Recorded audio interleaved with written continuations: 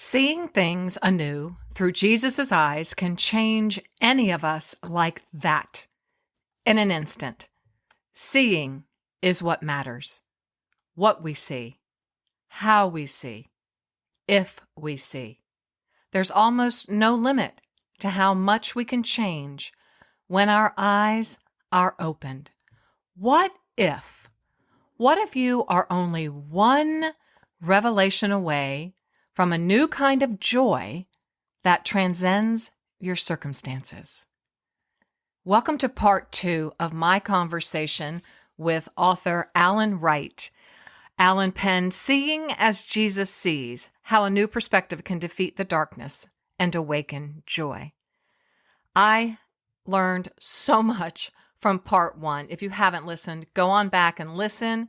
I have taken so many notes. I have revisited so many of these thoughts, and I just keep asking that question, that breath prayer that Alan introduced us to. Jesus, how do you see this? I have so many circumstances and relationships and decisions that I'm making in my life right now, and I have just applied that question, that breath prayer. Jesus, how do you see this? And I add, now help me see what you see. Help me see what I can't see. Help me know what I can't know. Help me, because seeing is what matters. What we see, how we see, and if we see. Welcome, Alan, back to the show for part 2. Sometimes the story we tell ourselves is not really true. Sometimes the story others tell about us is not really true.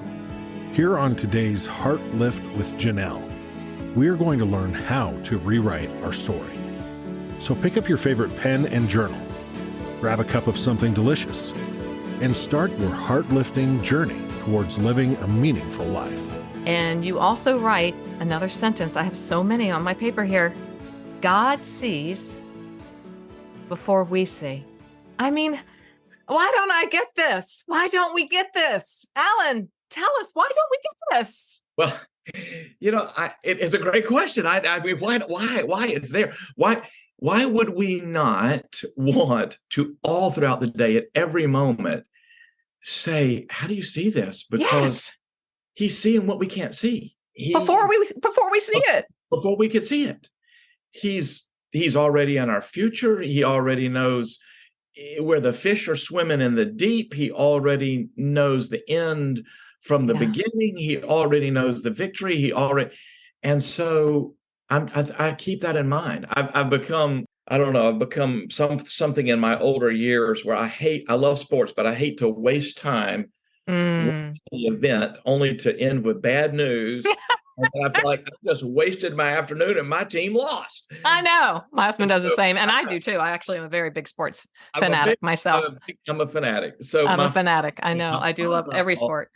Yeah. My father-in-law had a practice where he started just not watching it and wait to see if they win. And then watch it. And I thought, that's not as exciting. But no. I have found that it is much more rewarding, though. When you watch something, I had a dear buddy of mine at kind of last second, we rushed down to Chapel Hill to see my Tar Heels play their first basketball game. Did you go to UNC? Yeah, I did. Oh my gosh. That's we have a strong affinity for UNC in our family. Well, yay. Well, I knew we were clicking in the spirit there. Exactly. But we just decided last minute we were going to go down and see them play their first basketball game. They're playing a team they should, it should be like a scrimmage. They were playing Radford. And Radford was feisty and fast. Whoops. And up until about a minute left in the first half, Radford was leading. Yikes. And we were nervous. I mean, so we're like, we can't start out our season losing to Radford. This is terrible. And by the end, and there were some extra seats, and we daringly moved down from our upper deck seats to the first row, right behind the bouncers. We boldly moved down. We're like on the court almost, and the game is just going back and forth. And we're just so excited. We're just going crazy. We're high-fiving each other.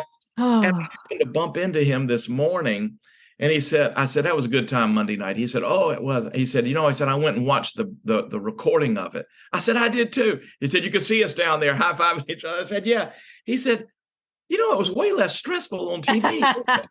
It is for sure. Said, that's because we knew who won. We knew the end of the story. And we do know the end of the story as followers of Jesus, don't we? Do you think, I'm just sitting here thinking, do you think that this putting on of new glasses, everything that we've talked about, is a real movement in our maturing in our faith, a readiness? Maybe that's the word I was looking for. Yes. I think I was so ready to hear this message on my birthday that I just devoured it. But I want it to become a way of life. Yes. For me. And most importantly, I really want to take back how our enemy lies and helps people have these misperceptions. Yes. How can you have a whole chapter, and I really wanted to spend a few minutes on it for our Heartlifters here. Chapter 13, seeing like Jesus every day. Because when I first started reading the book without looking at the table, I'm like, okay, so how do I do this? Because I'm a nuts and bolt kind of girl. And when I write, I try to be nuts and bolt. And I'm like, this is how you do it. This is how you do it. And you give us that. And you give us 3 practices. Would you mind training us here? Yes. Shortly. You have to get the book to read the whole thing. But thank you for that, Janelle. And I guess in the end, I wanted to write the book. You couldn't bless me more than saying what you're saying, what happened on your birthday when you received the book, because I wanted God to use it to woo people to the side of Jesus and into intimacy, because our Christian life is not merely relegated to trying to live by some biblical principles. It's certainly not relegated to trying to envision how Jesus would act and what would he do. Oh, he would be patient. I need to try to be more patient. Right. There's something much more powerful in the Christian life than that. We are being allured into spirit-led living when we say, Jesus, how would you see this? So as opposed, if I can interrupt, as opposed to being lured, and lured is a great word. I wrote it down. Yes. To the to be tree. Yes. That's not the name of it. Due to be tree. The due to be tree. Because even within our Christian culture, and you and I are in publishing, and my Heartlifters have heard me say this so many times, and I'm sorry I have to say it again. But I mean, one thing that COVID did for me was strip me of all the trappings. Yeah. It literally stripped away, Janelle, the teacher, the speaker, the active church woman, the busy lady flying here, flying there, doing this, book sales, platform building, all the stuff that I think is on the due to be tree. I'm sorry, but I feel that way. And I am just at a point where I am seriously desperate to know another way. And you gave it to me. Yeah. Well, here's a natural picture that I mentioned in the book that I think paints a picture of what happens in the spirit. So we love to be at the beach, the North Carolina coast. Oh, we love it. And what's your favorite one on the coast? Ocean Isle Beach. Oh, in North Carolina. Yeah. Let me write that down, because we're Hatteras people. Okay. Oh, and Hatteras is gorgeous. Ocean Isle. Yes. Okay. It's the southernmost beach in North Carolina. Tucked on a little different part of the topography of North Carolina, such that in the wintertime, the sun actually sets over the ocean. I got chills. It's a beautiful sign. Okay, I'm putting that on the bucket list. It is. So we go walking, and my wife, and I'll tell you the best, my daughter is searching for shark's teeth, little black teeth you can find it on the beach. And I can't seem to find him. I don't know if it's a vision problem. You're going to find one this year. I'm believing for that. So they walk down. Oh, here's one. So we're walking down the beach slowly, trying to find some shark's teeth. I can't find any. I'm like, honey, let's move on. And then we see several people who have turned, and they're facing the ocean, and they're looking, and they're pointing. Oh my! So I'm very interested in that, right? If someone's looking at something and they're pointing, something inside you goes, I'd Oh, like to see that, whatever it is. oh, that So gives me we stop, chills. right? We stop, we come shoulder to shoulder with them, and we say, what do you see? They say there's some Oh, dolphins right out there, really close in. They point. Now what we're doing is we're looking with them, and we're focusing, pointing. And so then we start seeing them, and the joy that they had, we now share. multiplied. So moving down the beach, instead of just walking by, we pause. We turn to Mhm. connect with them. In this case, just saying, Yep. what are you seeing? Help me see. Point. I want to look where you're looking. Point. And then they point. We're connecting with them.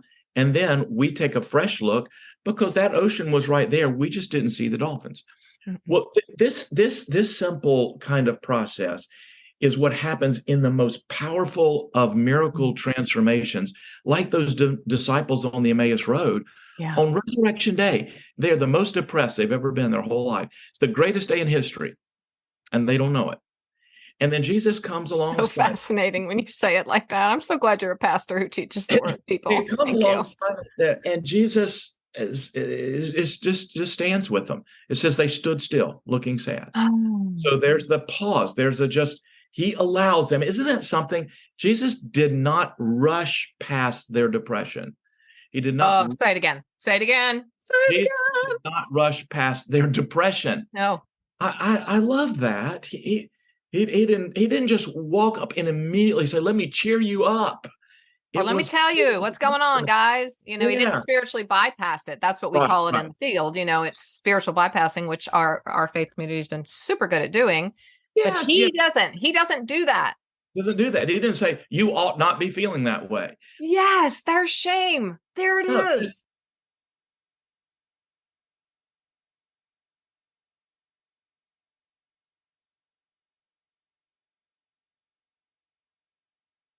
and so the feelings are feelings, and they stood there looking sad. They were depressed.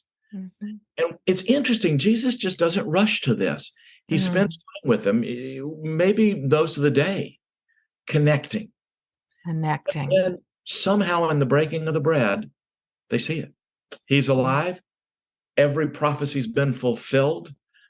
All hope has been restored. And now they are the happiest people on earth, energized to carry out the mission. They go run, they start telling everybody. So here's the process. Pause, connect, and look. Love And I it. think, and I wanted to spend some time in the book, as we do there in chapter 13, on putting this into practice. Yeah. We can learn this. Hmm. This is something that we can put in practice. It's simple enough for a babe in Christ. It's deep enough for the most seasoned For sure. saint. It is our maturing. And I think, Hmm. you were asking earlier, is this our spiritual growth? Yes, it is. But there's a beautiful thing that I'm witnessing right now over the last year. A wonderful woman who, by the just providence of God, came into our church in Winston-Salem. Mm. She was Muslim Huh. and raised in Iran, and Wow. was here living in the country, and earned her PhD in linguistics. Wow. She said there's a beautiful a garden across from our church, and she would go Oh, there to walk. And she's beautiful English, but she didn't know the meaning. She said, this atop of your church, she'd a drawn a steeple. triangle. And I said, oh, that's called a steeple. And Janelle, she said, your steeple was calling me.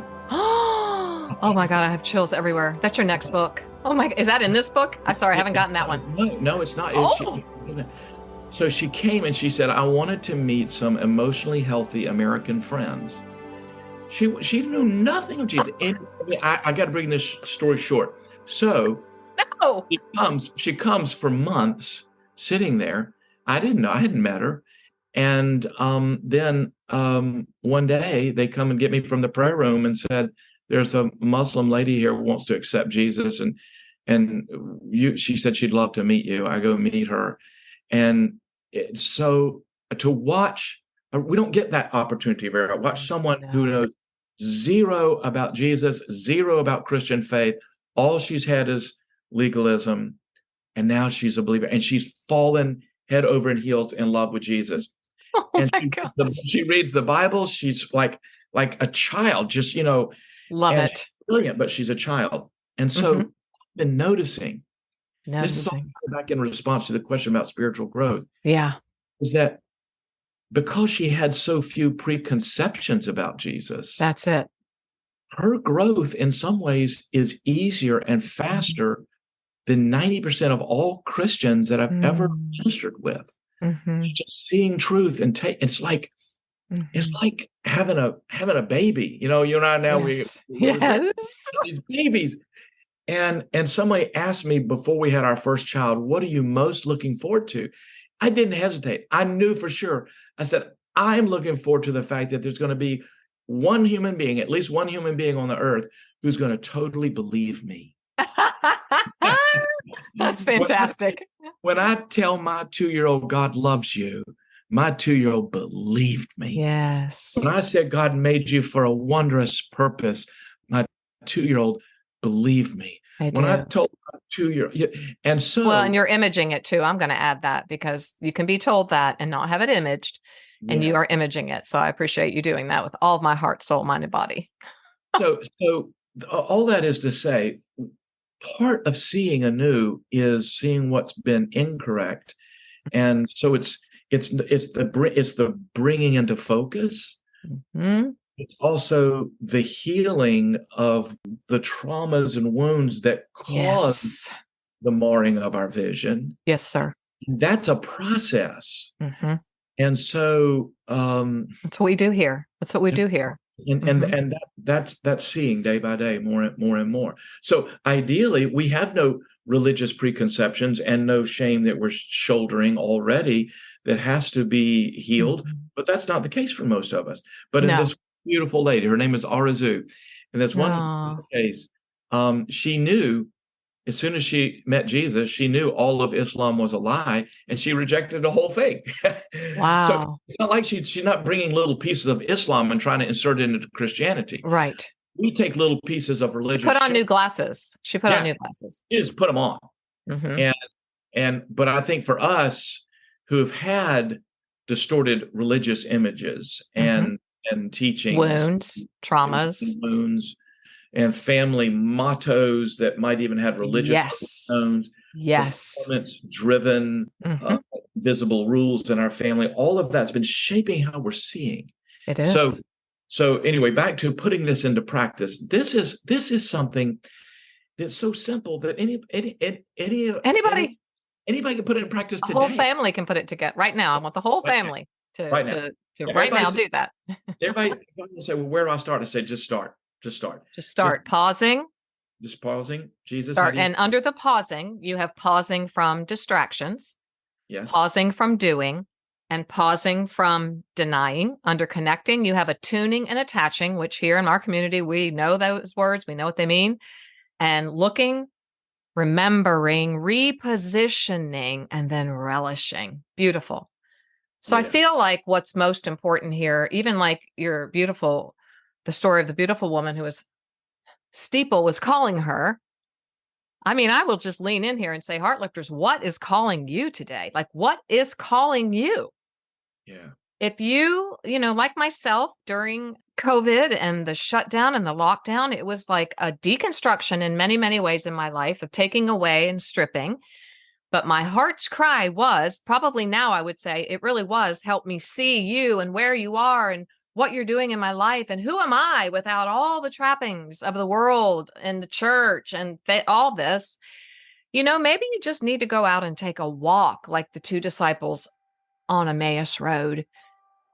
And I think if you just avail yourself, like Alan's whole book is an invitation. It's an invitation to take off some old, marred glasses that are the wrong prescription and get a new prescription and put those on. And the new prescription is Jesus. How do you see this? Got anything to add to that? Well, I guess I would want to take our listeners back to Ocean Isle Beach because it made me think of a scene that I put in the book where when I get to that beach, I run right out there, Janelle. I just run. I get you. Tell me why. I greet this ocean like an old friend, And we have this thing, there's a bridge goes over Ocean Isle. We roll down the windows, we call it sloughing. And we take our hands, literally, we throw them, we open the windows as if we're throwing things into the water. I love this. We cannot bring it onto this island, And not allowed, not permitted. Not permitted. I run out to the beach every time. I want to see the beach.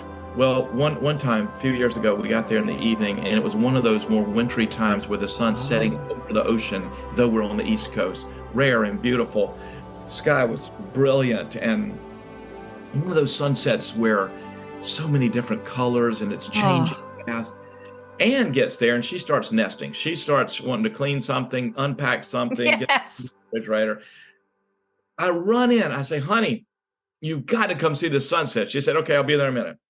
I go back out. She doesn't come. Suns, when they're setting, they set fast. They do.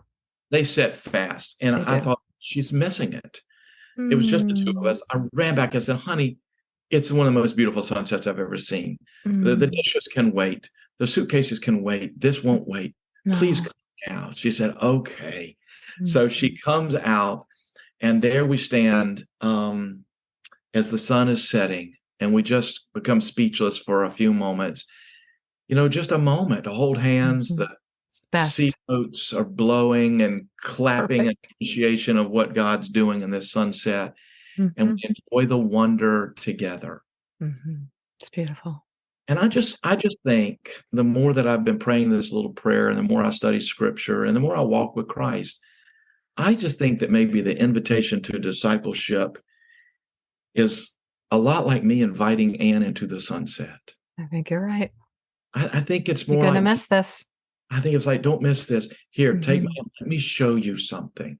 Yes. Show you something. Like when he saw Nathaniel under that fig tree, and he told him, Nathaniel, here's a true Israelite in whom there is no guile. Nathaniel said, how do you know me? He said, I saw you under the fig tree earlier. And that mystical knowledge that Jesus had caused Nathaniel to be overawed, and he rejoiced and said, oh, you're the Son of God. And Jesus, almost as if he was surprised, said, you're amazed because I saw you under a fig tree? And he said this, you'll see greater things than that. My goodness. That is a promise. I think it's a promise we can give to one another, to whom you minister and I minister, all who are joining us now. Jesus says, you'll see greater things than you're seeing now. Let me show you. He invites us into beauty. He invites us into truth. That's how he changes us. And I just want everybody to know that, because I think a lot of people think Jesus is saying, come try harder to be like me. I don't think that's what he's saying. It's not what he's saying. I know it with all my being that is not what he's saying, but I can't get that from my head to my heart. Come and see. Come and see. The first invitation to discipleship, and it hasn't changed. Come and see. That's it. I'm pretty speechless, and I'm on the verge of just weeping. I want to go sit under my tree and wait for Jesus to show up and see me. He saw Nathaniel, and that's what we want. That's our basic primal desire, is to be seen, heard, known, loved, and to belong. And Jesus is there waiting. He sees us, and I'm just so grateful to you, and invite you back anytime to help guide us into pausing and connecting and looking. Thank you, Pastor Allen. Thank you, Janelle. My honor. Thank you so much.